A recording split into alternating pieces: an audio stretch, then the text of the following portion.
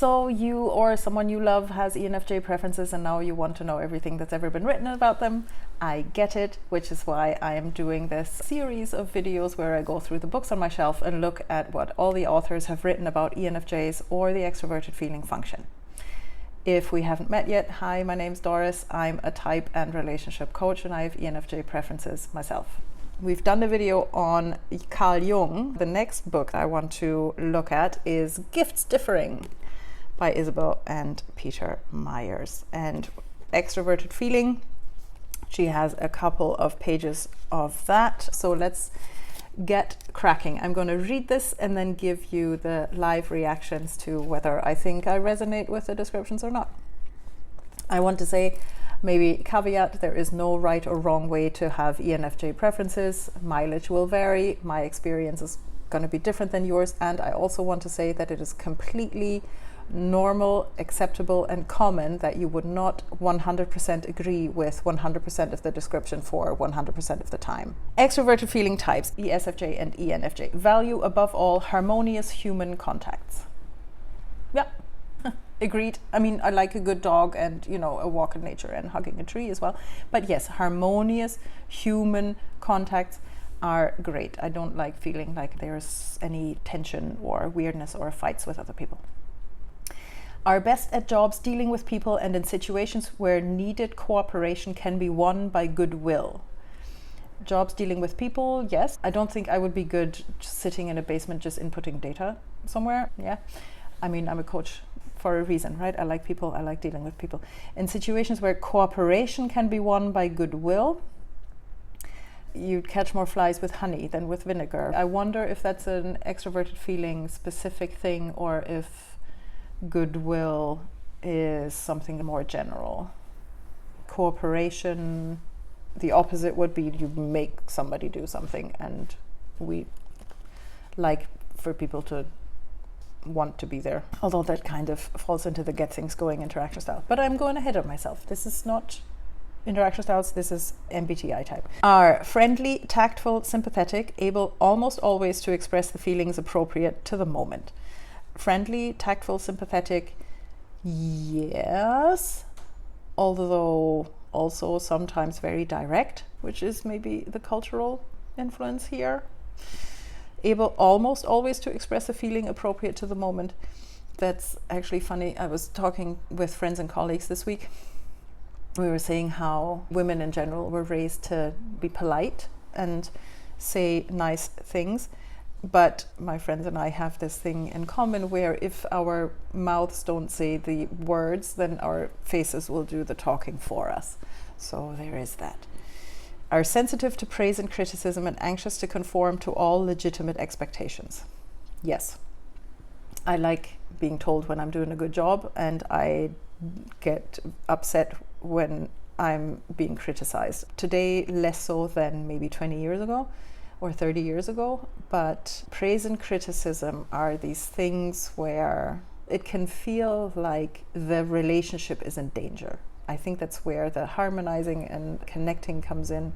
Any disharmony or fighting or experience of, oh, I did this wrong, therefore you must not like me anymore, has an existential threat to it. So yeah, sensitive, definitely. Possess outwardly directed judgment which likes to have things decided and settled. Absolutely. I'm not a big fan of ambiguity or not knowing what's going to happen next or not having a plan for what's going to happen next. Although I will say also, no, actually, in the last few years, like the older I get, the more go with the flow I can be.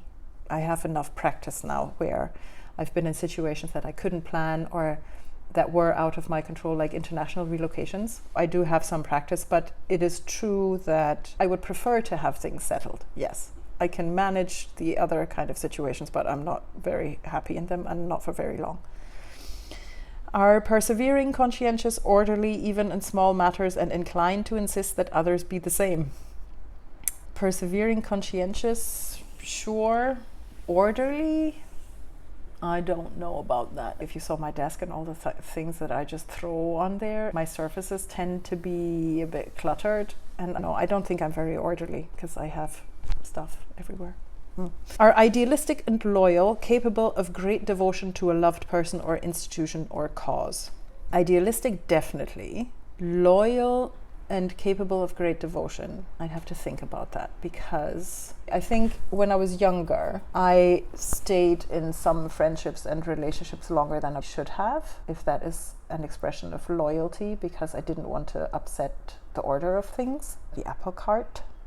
I think that goes in with the idealism. I have this intuition and feeling together, especially in personal relationships. It makes me think and see the potential and think, this could be so good if only they changed that bit. And then I stay hoping they might change. I've tried changing other people, which, by the way, I know as a relationship coach now, that's the worst approach, or maybe not the worst, but the least effective. Idealistic, yes. Loyal and capable of great devotion, maybe when I was younger and less aware of my own needs and able to articulate them and insist on them. The devotion has a limit now, definitely. If you're watching this, if you're a younger ENFJ, you will get there. It does get better with time, just hang around.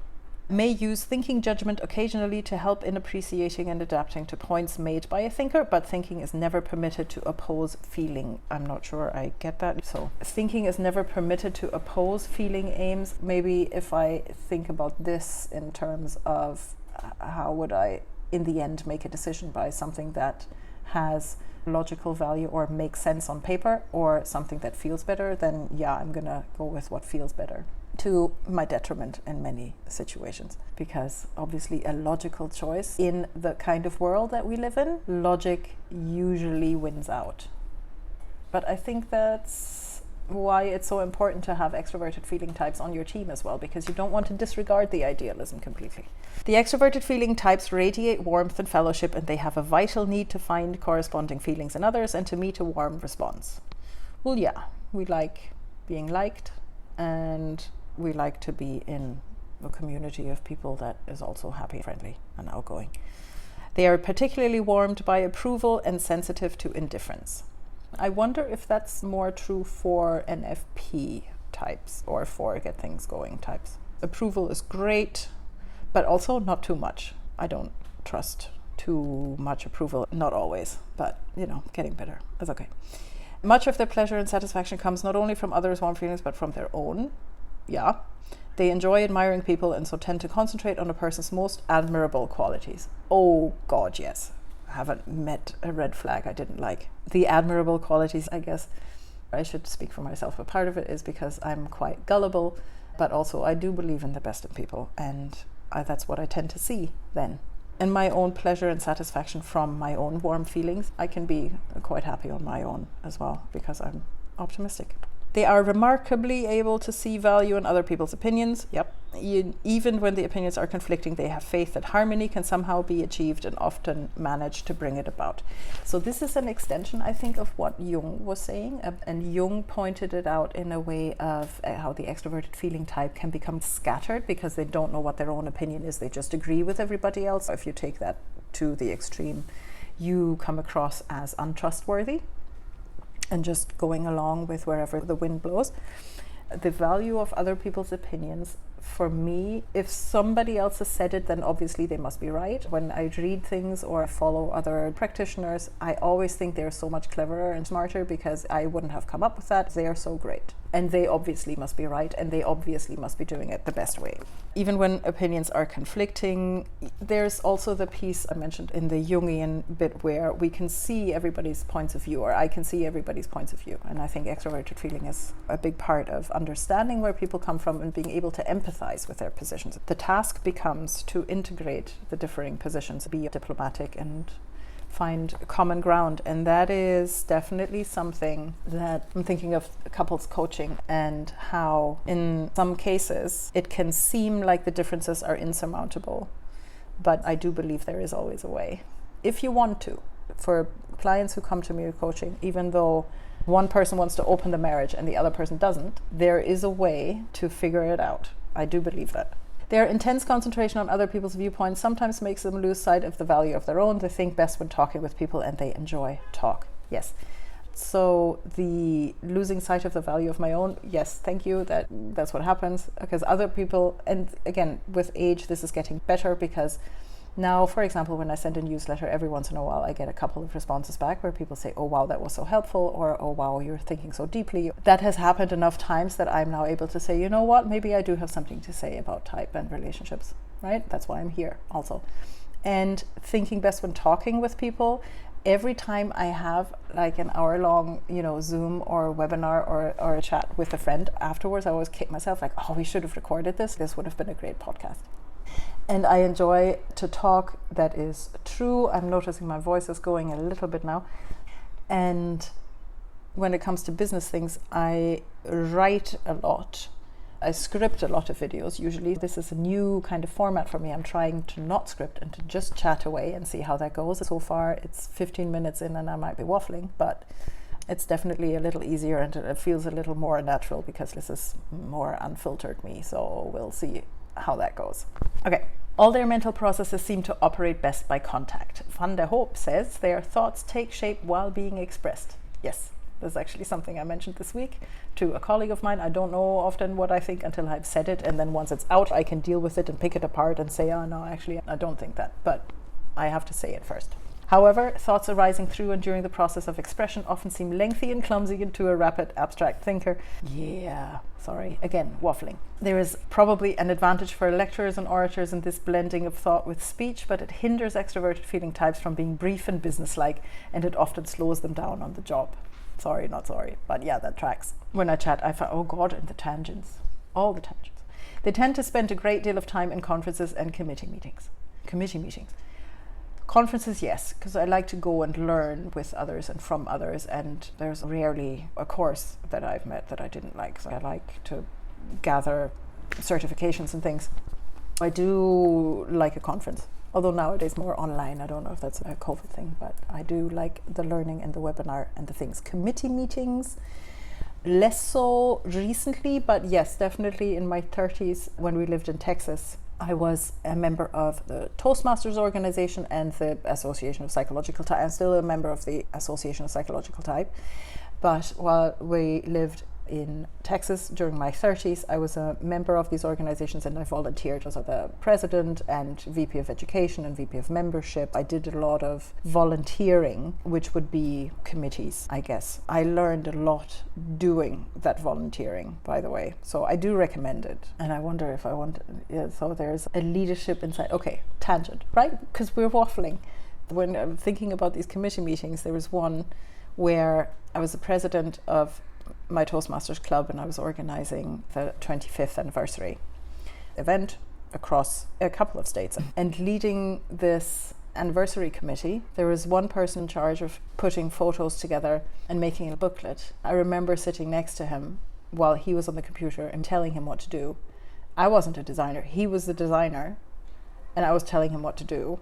And he was very gentle and kind, doing all the things. But even as I was sitting there, I became aware of how micromanaging I was, because there is literally this person whose job it is to do the thing that is in alignment with his skills, because he knew how to do the Photoshop and all the things that I didn't. Yet I was still trying to put my stamp on it. So I stepped back horrified. He was very gracious. He said not to worry. But that was something that I haven't forgotten. If you get the opportunity to spend time in a committee, pay attention to what you're doing. You might learn something. Their well-known idealism works two ways. They try hard to achieve their ideals and they idealize those persons and institutions they prize. Yes, so idealizing people I already like means if I already like you, then there's a greater chance that I will ignore red flags and if there is a line that you've crossed. In both instances, extroverted feeling types are bound to repress and repudiate everything in themselves and in others that conflicts with feeling.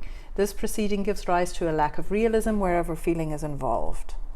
I'm not sure what they mean by lack of realism. Facts we have around us, I don't think we ignore them. I think sometimes we try and work around them, but that's similar to certain types that don't love a rule and then work around a rule as much as they can. So I think maybe, yeah, that might be similar for us. Extroverted sensing types resemble extroverted feeling types in their ease and sociability, but when faced by the same cold, inharmonious fact, extroverted feeling denies its existence, introverted feeling condemns its existence, whereas extroverted sensing accepts its existence and lets it go at that. So a cold, inharmonious fact, denying its existence, I don't know if that's true. We might ignore it and try and find ways around it. The example I'm thinking of here is working with a couple where one partner has a different political ideology than the other. There are people who try and stay together despite big differences. An extroverted feeling type might place the value or importance of the family unit above certain other things. So I can think of examples where cold, inharmonious facts are worked around.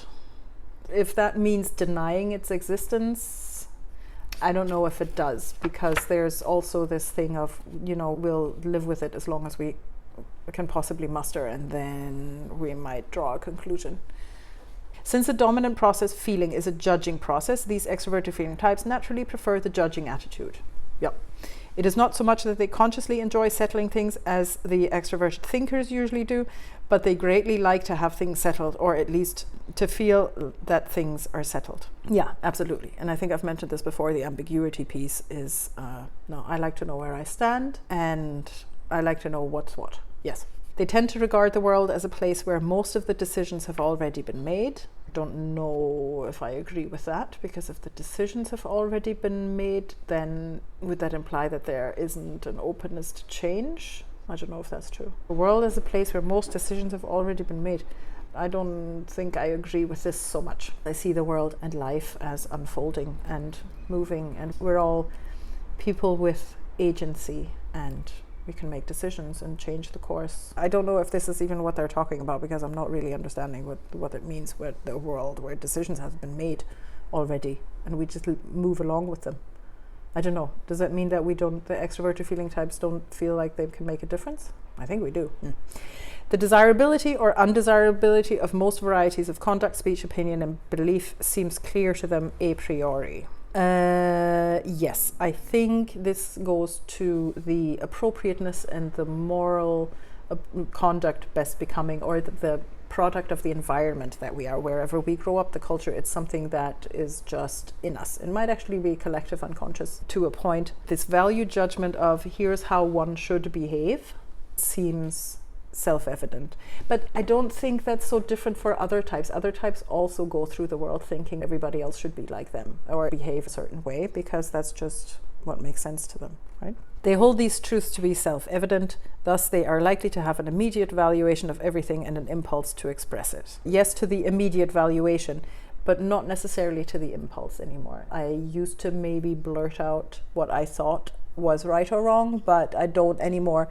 Although, yes, my face might still do some speaking for me. To have any validity, these judgments must be based on a well-developed perceptive process. Okay, now we're coming into the auxiliary. If intuition is well-developed as the auxiliary process, it will supply insight and understanding. If sensing is well-developed as the auxiliary, it will supply first-hand realistic knowledge of life. Right, remember, extroverted feeling is a dominant function for ESFJs and ENFJs. Either can furnish genuine ground for feeling judgment, but if neither has been cultivated, there are no individual grounds to speak of. Correct. The extroverted attitude is dealing with the objects and the external world, and the psychic libido or mental energy is directed outwards. The introverted attitude is about personal inner experiences. If extroverted feeling is the dominant, then with the theory of the tension of opposites, the auxiliary function is introverted, and sensing or intuition, thereby personal intuitions. Although introverted intuition is actually also the function of the archetypes, kind of collective unconscious, greater symbols and just a general visual images. For me personally, the auditory piece of processing is very present for me as well. So, but yeah, this is the perceptive process. The perception process forms a basis of what we base our feeling judgments on. And the a priori bit, introverted intuiting, it's about, we just intuit what is right. We feel what is right. We know what is right. We don't know why it's right, but we just know that it is. That is introverted intuition. Extroverted feeling types, without a balancing auxiliary, have nonetheless an urgent need to base their feeling judgments on something. They have no recourse but to adapt the forms of feeling judgment that the community sanctions as suitable. In case of doubt, we go by what's best for the group or what happens to be dominant in the group. Accordingly, they adapt to the collective community, but their deficit of perception prevents them from adapting to other individuals. Interesting. So then our identity will be defined by broader groups that we believe we are members of instead of individual relationships. I can see that as extroverted feeling types who are a little on the scattered side. If you're scattered already, then you're probably going to keep referencing a bigger group. One very unperceptive extroverted feeling type who was having a great deal of trouble with her teenage children was persuaded to try to suspend judgment and consistently use the perceptive, unjudging attitude with them. She responded, "Works like a charm, but it's the hardest thing I ever did." Yes, I can see that. If I was not allowed to come to any conclusions and I was only supposed to look at what's coming up and what keeps coming up and the next thing that comes up in the next moment without ever shutting it down and then moving forward and having a little place to stop before starting again, if I was only just ever going, that would be a lot. Because eventually there comes a point of what does it all mean, right? Like you can gather all this information and you can have all these dream analyses or intuitive insights and symbols and things that you think about, but there has to come a point, for me at least, and this is that extroverted feeling bit, where I look at all of it and distill it down and say, all right, and so here are the points, and then I feel like I'm open to the next thing. I can't just keep gathering data without actually looking at it. In the absence of adequate perception, the extroverted feeling types are prone to jump to conclusions and act on assumptions that turn out to be wrong. Oh my God, yes. This is so true. This is definitely something I had to learn, and I was lucky I learned it early on in my coaching career. There are a couple of phrases that help me with it. One of them is the client can do whatever they want with their problem. They can even keep it. Because that introverted intuition has got me into trouble. There is a way, and I have lots of examples in my head where I was so sure this is how it's going to go. These are the things that I see, the patterns that I recognize. So that's what's going to happen, which is what, therefore, that's what you should be doing. Or if this is your goal, then that's what you should be doing. And then completely disregarding that this other person has their own agency, journey, preferences, and actions that they take, which means they alter the course of the future, right? So me employing introverted intuiting as a way to get to the essence and the bottom line disregards the fact that the person actually has their own process of doing things and choice in doing or not doing things over which I have no control, which means I can't actually foresee what's going to happen 100% of the time. They are especially likely to be blind to the facts when there is a disagreeable situation or painful criticism. I think we've covered that, yeah. It is harder for them than for other types to look squarely at things that they wish were not true. Actually, it's even harder for them to see such things at all. Maybe that goes back to the red flag things while I was younger, but again, nowadays and with age, I see things and it hard to ignore for a long time. So I think the balance of the introverted feeling urge of being true to my boundaries and values is definitely coming up now with midlife.